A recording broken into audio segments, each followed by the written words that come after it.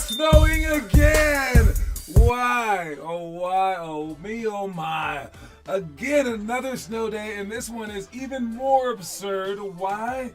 Because it's not even snowing now. Oh my goodness gracious. This school district is ridiculous. Like literally, there was no snow. Okay, there was snow on the ground, but there was no snow coming from the sky. All right, like, and I'm gonna say it like I've said it a zillion times before. We live in Colorado, all right, and I know for a fact if it were snowing like a regular winter, like where it was snowing like every single day, we would never have a snow day because eventually you have to go to school, right? I don't care if you're in like Czechoslovakia and like a war-torn nation, you would just like find ways to get by the missiles to go to school. So we're just not used to it. All right, and I would say we're not used to it because maybe people would crash when they drove, so maybe people aren't used to driving in it, or maybe the snow plowmen aren't ready for it because their cars weren't equipped because it takes them a while. But it's just really, really strange to have like a 2-day snow day in the middle of, it's still basically winter. It's a Colorado winter. Winter rolls into spring all the time here in Colorado. But yeah, we have weathermen, we have all this advanced technology, and still yet, here we are. No workouts again tonight. Nonsense. All right, but we do have games this weekend, and I have not heard a word about canceling those. So we ain't canceling them. We all going. And I don't want you to be calling me saying, hey, are the games still on? Dude, yeah, the games are still on. All right. So anyway, this show is still on as well. So let's get down to business. The technical difficulties that we had yesterday with the website are now over with. I hope. You guys can look around the website, help me out. If you see any kind of like snafus, just let me know and I'll fix it. But the situation's back up. If you happen to be on the site and it was down, my apologies. But now we've successfully melded jamball.com and limitlesshoops.com together to create Jam Basketball. Okay, I got control of the website and I'm super hyped, which means we can now take another step forward toward our long, enormous goal of our tryouts happening in August. All right, I'm gonna start advertising for those things in about a month and a half, but I'm gonna let you guys sign up for those coming up here soon, probably in the next couple of weeks. Okay, so yeah, that's that. All right, moving on, we got our snow day. Yeah, I talked about that. Move on. Limitless Hoops, I am still working on a whole bunch of branding stuff. All right, if you want like a sneak peek into the branding stuff, here's how you get there. Okay, so from our website, which again is jamball.com or limitlesshoops.com. I know jamball.com is easier on the wording, it's smaller, but you can go to either one and it'll get you right to the same exact page. Okay, and on this page now, emblazoned with the logo, if you click on from the main page, so if you're on like a different page, like on any other page, you can click this to go to the main page. Now from the main page, click on this little circle thing. Only from the main page. It's a secret link, okay? And you can see me as I build the brand, all right? And you click on that, opens it up, and it sees all of our branding here, okay? Now I just added today some more of these, like where it says "Be your own hero." These I'm calling slogans. So we have all of our branding for all our different things. Like this would be one of the colors of the sweatpants and stuff like that. All right, but each team has its own slogan. All right, well, rules of life: hunter be hunted. Now below here is my dirty work because I haven't really done it yet, so it's not coming up. But each team has their own slogan. All right, so I built the slogans. Hopefully you guys like those if you happen to see the secret page, but you can see it as I build it up, probably over the next like few weeks. You can see each team's slogan, and this will be on the back of like a hoodie, let's say, and on the front it'll have like their logo. So it'll have the team logo on the front. So it'll have this maybe like right in the front, right? Or probably I think for the hoodies it'll have this one right in the front. So only for the team logo. The black ones and the white ones, the black and white hoodies won't have anything on the back. But for the team colors and the team logos or the team hoodies, they'll have this with their little saying in the back, like that. I say so to see the other sayings, you can see all of them. Like we have one for the Hornets, we have one for the Dragons. That was the Dragons. But each team has their own. And again, all these things will be filled eventually, but not today. All right. Moving on, we got. That was that. That was a snow day. That was that. And then we got Houston. All right. We're almost ready, set, go on that one. I'm going to send out something over the weekend with all the numbers, and I'm going to make one last final plea, I guess, to see who wants in, just so we can get the perfect place. Right now, I'm up to let me find an $800 place, and they're looking nice. All right, and if we get another person to sign up and pay I think it's $250, I'll look for $1,000 place. And that's literally how I'm doing it. And whatever shakes out. So I'm not going to be like pocketing your money. We're going to be using it to get a cool place, man, in Houston. And then we have the tournament, of course. And I signed us up for the top 75 division. Can you believe that? Can you believe that? I did it. I don't know what's going to happen, but I did it. And you guys want to get recruits? That's where the recruiters are. So why don't we go to those courts? You're scared to play them? Well, then you're scared to be in D1 because that's where the D1 players are. And these aren't even the D1 players. These are the high school version of those D1 players. So let's go get them. All right. And if we fail, we fail. All right. Oh, yeah, we fail. And then, I don't know, some D2 coach sees you and goes, pretty good for our level. I mean, that's how you do it. You don't try to just like go from the bottom and try to go up. You go from the top and then you see where you fall. All right. So that's what we're doing in Houston. So heads up for that. And then this weekend we got our tournament stuff and our league stuff. So keep an eye out for the stuff. Make sure you guys sign up. We got a 4th grade game tomorrow. Got a 5th grade game tomorrow. Got a 6th grade game the next day. Got an 8th grade game both days, I think. All right, we got a lot of games. All right, so make sure you guys sign up for all those games. Por favor. All right, mixing in the Spanish too. All right, and that's all that we're talking about for that. Make sure that we move on now. Let's go to the quote of the day. Quote of the day is, do your best and don't worry. All right, do your best and don't worry. Like you saw it on that page, that branding page. I made every team has their own like slogan. But I made the overall motto, or what's another word for that? Motto, slogan, or tagline for our Limitless Hoops umbrella program. I made that one, be your own hero. I think that's a fantastic one. I kind of chose it because it was short, but it's a great saying. It's like, I shouldn't have to worry about looking outside of myself to Curry and Jokic for heroism. I should look at myself and want to emulate them and things like that. But I think one that could encapsulate the entire program is this one: do your best and don't worry. I mean, it adds up to it adds so many different elements in that, and it sounds just too simple to use as a slogan. That's probably why I would never use it. But that's all that you have to do in life. Just do your best and don't worry. You don't worry about the outcome. Don't worry about people laughing at you. Don't worry about is your best enough. Just do your best. That's it. What's up, Kieran and Declan Louth? All right, just do your best and don't worry. I would say that some of us can do our best, but we end up stopping. But why did we stop? And I think it's dead because of worry. I mean, maybe you don't have enough time, I suppose. Maybe you broke your leg or something like that. But usually because you stop working your hardest because you started to worry about the outcome. You started worrying. There was a player that showed up to our workouts in Aurora. The first day I was there, when the whole high school was there, all the old guys that they showed up, and only maybe 3 little kids were there, and some 7th graders were there, and then all the high schoolers were there, 30 kids.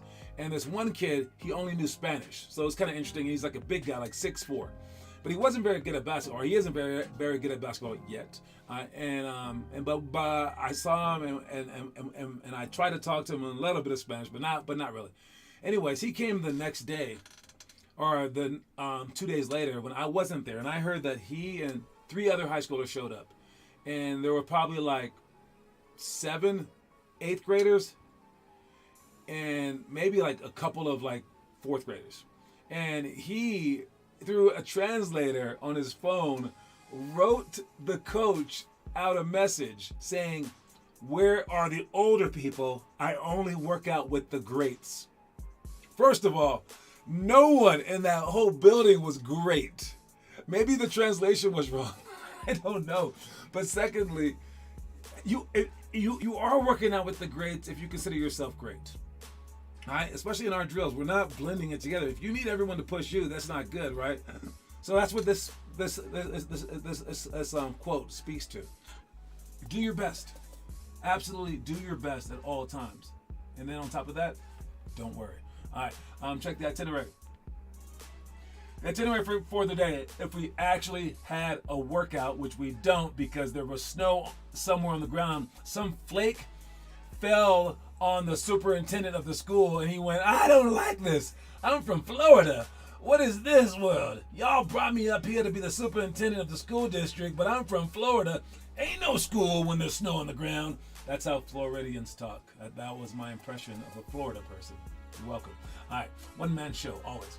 But yes, we have homework, the clap dribble coming up here on next Monday, and then pick and roll, flip-flop, fly drill, trick dribbles, press break, give and go, triangle cuts for shots. And then today, if you want to do a workout, guys, find yourself a gym. 3, 4, 5, 4, 3, 2, 1, run. All right, countdown game. And then we got one-on-one sprints, successful dribble shots, diagonal hurdle layups, and then sandbag slides. To take a look at all those, we can just take a look at it one by one. For the one-on-one foot fire, have them sprint in. Make sure that you sprint as fast as you possibly can. Give me that. Ow, turn them. It's also a great defensive drill, so make sure that you do that. If you score, you leave. If you don't score, then you stay on defense. Next up, we got successful dribble shots. Dribble with the left, dribble with the right. Oh, okay. Bounce cross. Bounce cross. Bounce cross with the other hand. Bounce cross behind the back. Bounce cross behind the back the other way. Bounce cross behind the back. Bounce cross behind the back the other way. And then we switch. Easy peasy. Next one, diagonal hurdle layups, too close. Try to do from further away so you can shoot your full layup. That's way too many dribbles, way too close. We're not shooting straight up shots.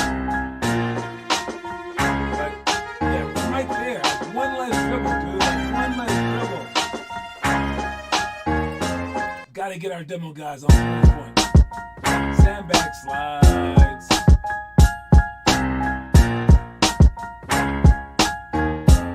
Make sure you guys are extending your arm on these. Make sure you guys are getting straight back on this. And then jogging the entire time. Great job, Demo Noah. Let's check out the homework for the day. Who's been posting? Has anyone been posting throughout the... Let me see. Weston somehow got a video up. Nice job from indoors. Kieran and Declan. 5-second one-on-one. Nice job. All right, so we got some work done in the snow. Okay, that's a good thing. You guys were inside. That's fantastic. That's how it should be. I wouldn't want you guys working outside in the snow. That would be a little too much. But I did have some teammates in college that did that. Not college. I'm sorry. Re-one in high school. Right when I first moved here, I went to school for like a few months at Huron, and then I switched to Bellevue. Right when I got to Bellevue, before the school even started, this guy and his brother, they went outside and shoveled the outdoor snow to shoot on the outdoor courts because the school was closed. So I mean, it's been done. I'm not gonna recommend it, but it's been done. So you are what you do, not what you say you do. Let's move on to our story of the day. Basketball is supposed to be only a game, but some players place the game above everything to realize their dream. Not that you should do the same, but just know these players exist, and their intensity is hard to match. To contend, you should prioritize, but be sure to place a few things above the sport to maintain your sanity and grip on life.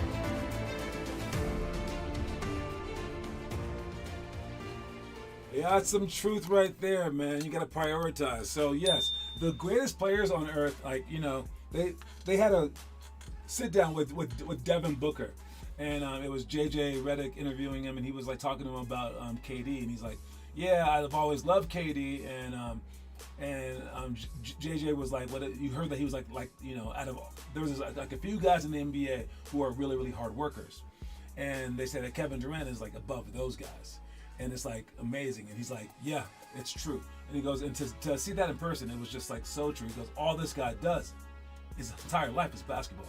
And you don't have to be like that, but those are the guys that we admire. So if you're trying to be like that, realize that that is what you probably should be doing. But also realize that there are some consequences to doing that. You have to balance your life. And that's why so many people make the NBA, and it's a lot of pressure. And then time's gonna go by, and a lot of people are like, I got paid. Let me just cash out my chips, and I'm still in the NBA. I don't need to be the greatest because it would take too much out of me. And I kind of made the same decision when I was like, I don't want to give up my friends, because that's what I would have had to do to make the NBA, because I wasn't good enough to just coast in there. And you just have to realize that there is a balance. But I would say make sure that you only put like two things above basketball. If basketball is your true passion, once you get to like 3 or 4 or 5 things above it, you have no chance. You have no chance. But before then, you have a chance to go D1. You have a chance to play overseas possibly. But unless you're like like a very very low player. But maybe like give it your absolute all for like 6 months maybe, just so that you can understand what it's like to be a parent, because you're gonna have to do that. Like once you're a parent, you will like get no sleep, so I've heard, at like all hours of the night, because this thing is like your entire life like that. And that's when you have to look back upon your sport or your schooling to get that like extra energy, extra focus, and extra strategic ability to take care of this thing that you have to take care of. Or maybe you own like a Fortune 500 company where you have to do that then. All right, you're gonna have to give your all at some point in time. So I say, might as well just do it for a sport. But I would say, don't do it for too long unless that's truly your goal. All right, and if you want to be like one of those special people, I got to tell you, man, you got to be mentally strong. If you weren't made for it, it will be hard. It will be hard. But if you were made for it and mentally you can handle it, then possibly that's the route for you. I can't tell you that it's not. I just can't. All right, so if you want to make basketball absolutely number 1, 2, and 3, that's what some people do. And when you play against those people, because you will play against those people, it is hard to beat them. So just realize that. You don't have to do it, but just realize that's why they're trying so hard, because it means absolutely the world to them. And the least you can do, fake it. All right, let's check the trivia question today and see what that's all about. Trivia question today is... Oh, wait. I already did this trivia question. No. I got to find a new trivia question. I forgot to change the trivia question. Oh, man. I already knew who it was going to be about, too. All right. It's going to be about this guy. I don't know why I forgot to actually update the trivia question. I should have went through page by page. My bad. All right. Let's see this. All right. I'm going to go with...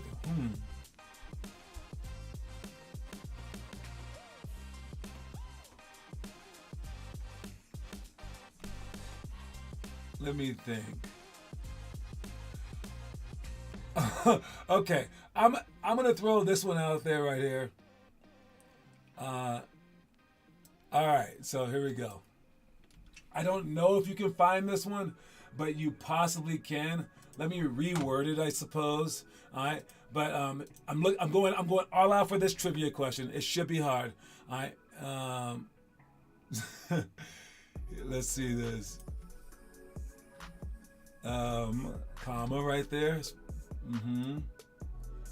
Let me see his final game. Was the team power forward? Okay, so that's what we're doing here. Now I gotta spread that out, and spread that out. All right, let's see if this works. All right, so I'm gonna go to the trivia question right now. Good luck for it. All right, so the trivia question today is I'm about to paste it right this second. The trivia question today is, On April 15th, 2009, in a 90-97 loss to the Sacramento Kings, this was his final game. The word is kind of off, sorry. But he was the team's starting power forward, but he played for only 9.5 minutes. That's a uniquely worded question. I'll try to word it better, but who was this player? Who was this player who had his final? Let's see. In a loss to the Kings, he had his final NBA game, I'll say. And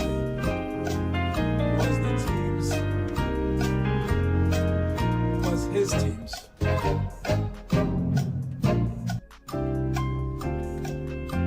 His team's starting power forward. But he only played 9.5 minutes. I think that's better worded right there. Okay. So that's the question. I'm just trying to make them as hard as I can. I don't even know if it's possible, but April 15, 2009, the 90-97 loss to the Sacramento Kings, he had his final NBA game and was his team's starting power forward, but he played only 9.5 minutes. All right, so you gotta figure out who that player is. I think that's enough. I'm just throwing that out there, just to make something hard enough for Kieran to not answer immediately. I don't even know if this is a possible question, but if it's impossible, so be it. Maybe the guy who this is will one day answer and be like, wait a minute, that's me. Isn't that me? Let me call into this show. Is this not a call-in show? You just type in? Okay, let me type into this show. But yes, so that's the saying. Good luck in answering that yet until the end of the show, or I'll ask you again next week. All right, there we go. Moving on. Boom, boom, boom, boom, boom, boom. All right, moving on. We got our movies of the day. Speaking of movies, all right, our movies of the day are Cinderella Man, dude. Cinderella Man. I talk about this every year, but this is the 7th grade movie of the month. This is an amazing movie. I'm not gonna give it like in my top movies ever category, but dude, this thing is probably 48 or 49 stars. I don't know which one. I'm gonna give it 48 stars. It does have some downtime, but this is my favorite part of it, when he's envisioning his family, and that's why he's fighting. It's a fighter who was down and out. He was never good, and it's during the Great Depression in America where people were just starving to death, and someone offered him a fight. What? Oh, wait a minute. Wait, did you really answer the question? I really thought that you would never answer that question, but it is Mark Madsen. It is Mark Madsen. He played his final game on that date. He's his team starting power forward. You must have just put it all into Google and got lucky. That's pretty good. That's the answer, Kieran. Great job. But yes, back to Cinderella Man. This guy had no money to his name and got called into fight. He was never good before. All of a sudden, he wins. He gets knocked out, like knocked down, but then he starts envisioning his family. And when you fight for something like that, you could do anything in the world. And so what are you fighting for?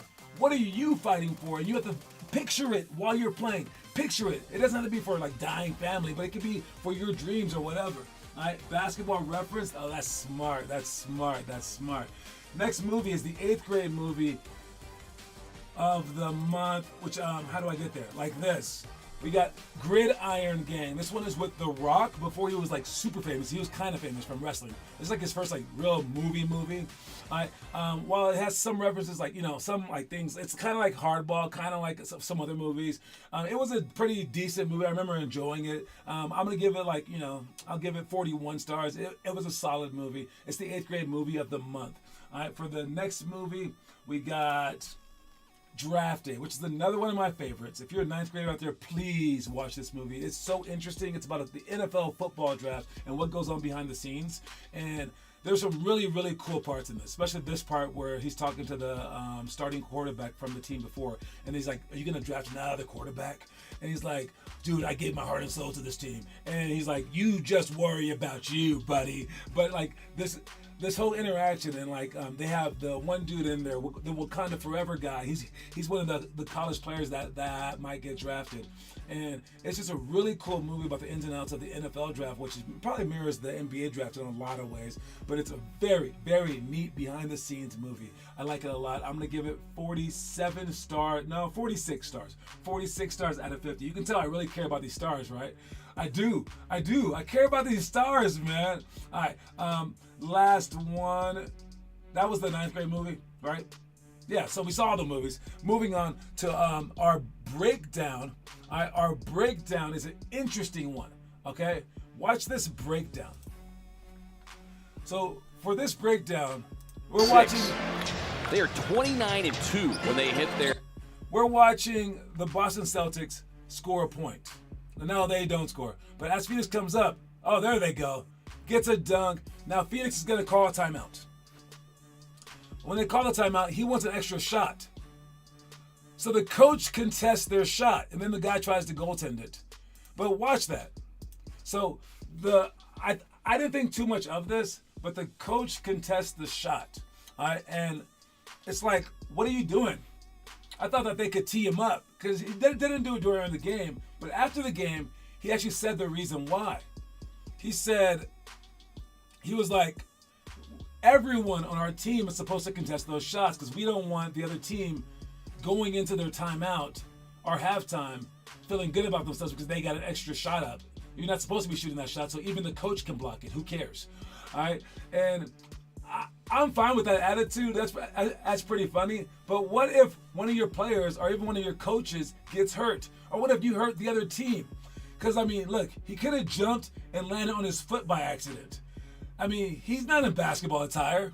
I think that would be amazingly crazy if that happened. And Joe, you better watch out. Joe, you better watch out. I don't need you blocking people's shots, even if it is a timeout. You just let them shoot. You let the players play, and you do that. But it was really funny though. All right. Speaking of funny, we got the funny thing. Defensive rebound. The Mavs right now are on a 10-0 run. Paul, that pass. Chris Paul feels like he got fouled right there. Paul throws it up. It's a shot clock violation. And it was probably a foul. He probably got fouled. But right here, the referee tees him up. That guy teed him up, and he teed the ref up. I've never seen that one before. So the ref is going to tee up Chris Paul. Then P.J. Washington passes by, and he tees up Chris Paul too, because he's hyped. But then Chris Paul flips the tables around, and he tees up the referee. Now, I'm not saying he can do that. But maybe players should be able to get like one tee per ref per game. Or no. You get every team gets to tee up the ref one time. All right, and if you tee up the ref, that ref has to sit down one time a game. All right, and you can pick your time. I don't know if you get a shot or something like that. Maybe the referee gets a shot. Maybe the other, I don't know, something. The other ref gets a shot. All right, but yeah, you should be able to be allowed to tee up the referees because Chris Paul definitely did that. Tee up. You got a tee. In your face, referee. All right, might be the first tee ever administered by a player. They didn't count it as a tee though. I don't know why. I don't know why. But Chris has a rich history with these referees. If that wasn't Scott Foster, that would have been legendary if it was. But yeah. All right, so I don't know what he said to him, but he turns around, tees him up. P.J. Washington comes in and throws his tee. This is a triple T, folks. A triple T. Moving on. All right. This is our challenges for the day for each grade level. All right, first graders, show up please. There you go. You're on day 13 of our workout card. Second graders, day 19 of our 2-minute 2-ball dribbling contest, our 2-ball dribbling challenge. Third graders, keep up with Chastain challenge. Fourth graders, you're on day 19 on the homework assignment, which is the weekend shots. Fifth graders, you're doing day 19 of the FAST class. Sixth graders, you're doing the day 13 of the 4-week weekly improvement challenge. I can't wait till we get players to start doing this stuff. It'll be a day. It'll be nice. All right. Seventh graders, you're on month 6 of our 10-month Chastain challenge. Eighth graders, you're on day 19 of our 2-minute 2-ball dribbling challenge. And then we got, what is it? Ninth graders, day 6 of our week 2 of our 5 perfect weeks. And then 10th graders, you're on day 20 of the workout card. And then last ones, we got you're on day 19 of the 100, the Plia Bracha Vanier Challenge. And then 12th graders, you're on day 13 of our 4-week trick shot and skill shot challenge. For today, choose your favorite skill shot to attempt for at least 10 minutes. Anyway, that's our show. Make sure you guys keep on working. I'll see you guys this weekend. Make sure you guys sign up for those games. All right. And don't forget that the quote of the day is do your best. And the bigger part, now I guess the bigger part is do your best. But the other part, don't worry. All right, just do your best, dude. Just do your best. All right, talk to y'all later, man. Peace.